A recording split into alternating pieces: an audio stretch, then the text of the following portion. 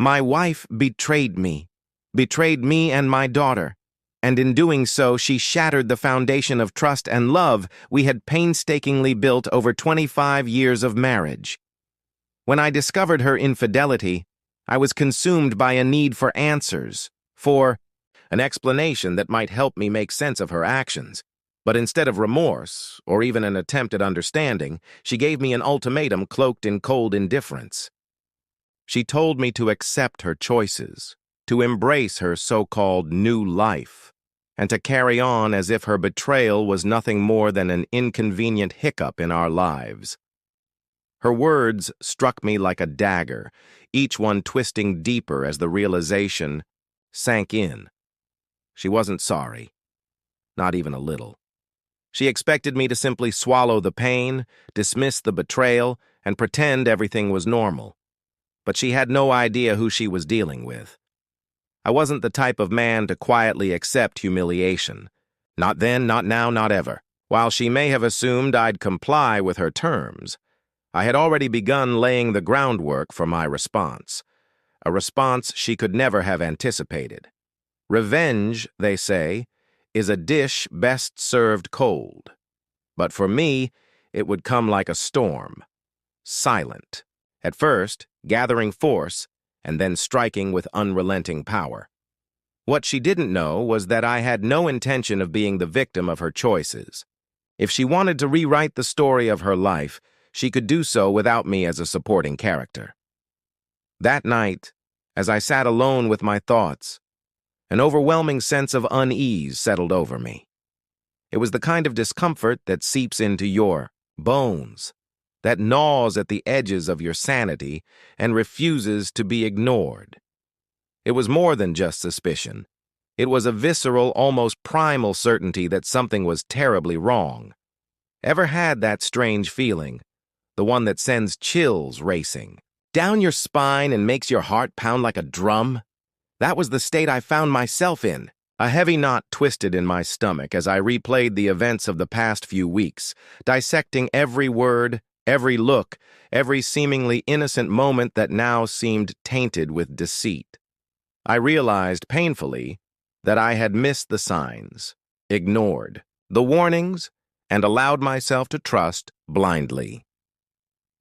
My name is Albert Brown. I'm 46 years old, 180 centimeters tall, and weigh around 80 kilograms. I work as an account manager at a large manufacturing company, a job that's provided my family with stability and more than a comfortable life.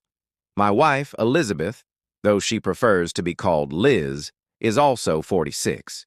She's 1.67 meters tall, weighs about 60 kilograms, and is still stunning, with a figure that turns heads wherever she goes. Tonight she looked especially breathtaking in the black dress she chose, but her beauty no longer brought me pride. It only served to remind me of the lies she had wrapped in that allure.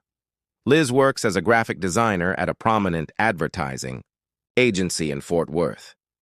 We've been married for 25 years, and our story is one that most would envy. We grew up together, shared our lives since childhood, and built a family that seemed, at least on the surface, perfect. We have a 21-year-old daughter, Maria, who's currently studying at the University of Oklahoma. Maria recently got engaged to a wonderful young man named William Thompson, whose maturity and love for her fill us with pride. But now, even that joy feels like a distant memory, overshadowed by the storm brewing in my life. For years, I thought, I knew Liz better than anyone. I thought our bond was unbreakable, forged through decades of shared experiences and mutual respect.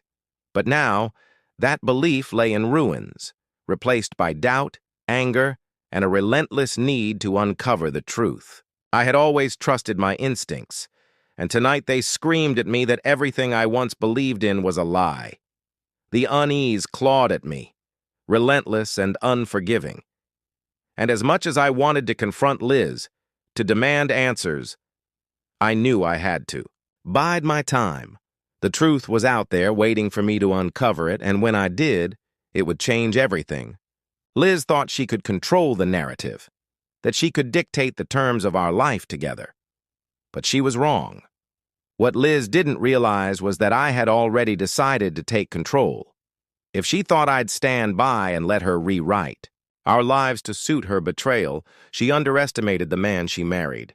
There was a storm brewing, and I was at its center, ready to unleash its fury. Chad was married, with 3 kids, facts I already knew from the detective's detailed report. I had every bit of information, his wife's name, their children's names, their address, but I wasn't going to let LZ know just how deep my knowledge ran. I let her stew in the mess she had created, desperately trying to figure out where she was going to go. "Liz, I don't care where you end up," I said coldly. "Go back to the motel if that's what you want, but get out of here. Stay away. From me." She broke down, sobbing uncontrollably, pleading with me. "Albert, are you really going to throw away 25 years of a good marriage?" I stared at her, my face unreadable. "No, Liz. It was less than 24 years of a good marriage. The last year was a year of betrayal. You threw it all away." Without another word, she climbed into the BMW, still crying, and sped off. I stood, there in the driveway, a knot in my stomach. For a moment, I thought about how empty the house would feel without her. But that thought was quickly swallowed by the anger burning inside me. A few hours later, as I was beginning to settle down, the phone rang. It was Maria. "Hi, Maria. How's the wedding planning going?" I asked, trying to sound cheerful despite the storm brewing inside me. I was genuinely happy for her. Funding. Her dream wedding was the least I could do for my only daughter. But instead of the light conversation I expected, there was a long, uncomfortable silence on the other end.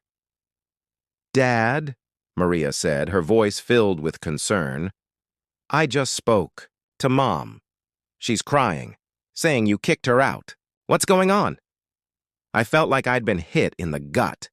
The last thing I wanted was to drag Maria into this mess, but there was no way around it now.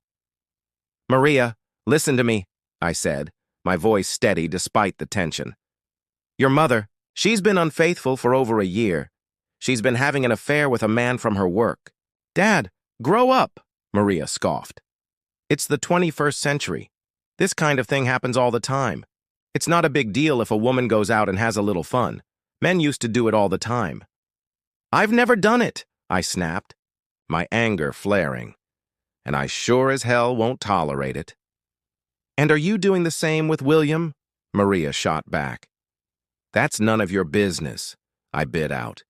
"Besides, William and I aren't even married yet. What I do is my business, not his." I could barely contain my disgust. "So what? The whole family's a bunch of cheaters now," I murmured, my stomach churning. "Dad, you need to get over this," Maria insisted, her voice growing more urgent. "Let Mom come back home. It's no big deal. And by the way, I know Chad," she added. "He's an amazing guy. Mom wants him at the wedding, and so do I." I couldn't believe what I was hearing. "Are you serious? Have all of you lost your minds?" My rage boiled over. "Well, if you want Chad at your wedding, he can walk you down the aisle. Because, if he's there, I certainly won't be." With that, I slammed the phone down, ending the conversation before she could respond. The phone rang several times that night, but I ignored it. I was done. 2 days later, Liz showed up at the house, with a piece of paper in her hand, a court order. Apparently, her office husband had a top-tier lawyer and managed to get a temporary order granting her the right to return home until everything was sorted out. She had the audacity to try and justify her affair, standing there with that infuriating calmness. "Albert," she began, her voice dripping with arrogance, "this wasn't affecting our marriage. I've always been affectionate with you when you asked. I kept being that way, but I don't see any reason to stop seeing Chad." I was speechless. She genuinely believed that what she'd done hadn't impacted our marriage, that she could just keep seeing Chad while everything stayed the same.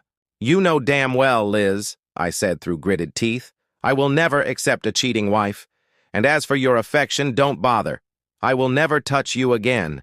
You can have the master bedroom. It's already tainted since that's where you betrayed me with him. I've been sleeping in one of the guest rooms since I found out what my wife has become." Her face twisted with indignation. "Albert, I'm not some cheap woman." "It doesn't matter what you want to call yourself," I replied coldly. "It changes nothing. I'm filing for divorce this week to end all of this."